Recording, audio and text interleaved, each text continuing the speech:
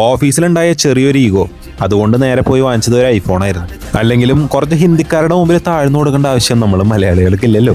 സംഭവം വേറൊന്നല്ല, എന്റെ front work ചെയ്യുന്ന കമ്പനിയിലെ 1-2 കൊളീഗ്സ് ഹിന്ദിക്കാരാണ് കേട്ടോ. അവര് ഐഫോൺ വാങ്ങിച്ചു. അപ്പോൾ എന്റെ ഫ്രണ്ട് ആ ഒരു ഐഫോണൊക്കെ നോക്കിയിട്ട് പറഞ്ഞു, ഞാനും ഒരു ഐഫോൺ എടുക്കാൻ പ്ലാൻ ചെയ്യുന്നുണ്ട് എന്ന്.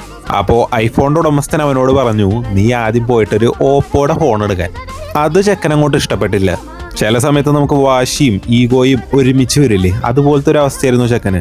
എന്ത് ചെയ്തിട്ടാണെങ്കിലും ഐഫോൺ വാങ്ങണമെന്ന് അവൻ തീരുമാനിച്ചു. എനിക്കാണെങ്കിൽ ഇമാതിരി ഡയലോഗ് അടിക്കുന്ന ടീംസിനെ കണ്ടു കഴിഞ്ഞാൽ സ്പോട്ടിൽ തന്നെ മറുപടി കൊടുത്തില്ലെങ്കിൽ ഒരു സമാധാനം ഉണ്ടാവില്ല. പക്ഷെ എന്റെ ഫ്രണ്ട് ആ സമയത്തൊന്നും പറഞ്ഞില്ല. എന്തായാലും ഐഫോൺ വാങ്ങിച്ച അവന്മാരെ കാണിച്ചു കൊടുക്കണമെന്ന് അവനും തീരുമാനിച്ചു. അപ്പൊ പിന്നെ ഒന്നും നോക്കിയില്ല, ചെക്കൻ അങ്ങോട്ട് പോയിട്ട് ഒരു ഐഫോൺ 17 Pro Max അങ്ങോട്ട് വാങ്ങിച്ചു. അതായത് കുടുംബത്തൊന്നും വലിയ പ്രാരാബ്ദമില്ല, അത്യാവശ്യം നല്ല ശമ്പളമൊക്കെ ഉള്ള ആളുകൾക്ക് ഐഫോൺ അല്ല എന്ത് തേങ്ങ വേണമെങ്കിലും മേടിക്കാം. കിട്ടുന്ന ശമ്പളത്തിന്റെ പകുതിയും വീട്ടിലേക്ക് അയച്ചിട്ട് ബാക്കി മിച്ചം വരുന്ന പൈസയെന്ന് ഇതുപോലൊക്കെ എന്തെങ്കിലും ചെറിയൊരു അച്ചീവ്മെന്റ് നേടിയെടുക്കുന്നുണ്ടെങ്കിൽ അതിന് പിന്നിൽ ചെറിയൊരു വാശിയാകാം, അല്ലെങ്കിൽ നല്ലൊരു ഈഗോ ഹേർട്ട് ആവാം. പൊതുവേ ആമ്പിള്ളേർക്കാണ് ഈഗോ കുറച്ച് കൂടുതലെന്ന് കേട്ടിട്ടുണ്ട്. അപ്പോൾ എപ്പോഴെങ്കിലും നിങ്ങൾക്ക് ഇതുപോലെ ഈഗോ ഹേർട്ട് ആവണമെങ്കിൽ അത് നല്ലതിന് വേണ്ടിയിട്ട് യൂസ് ചെയ്യാം.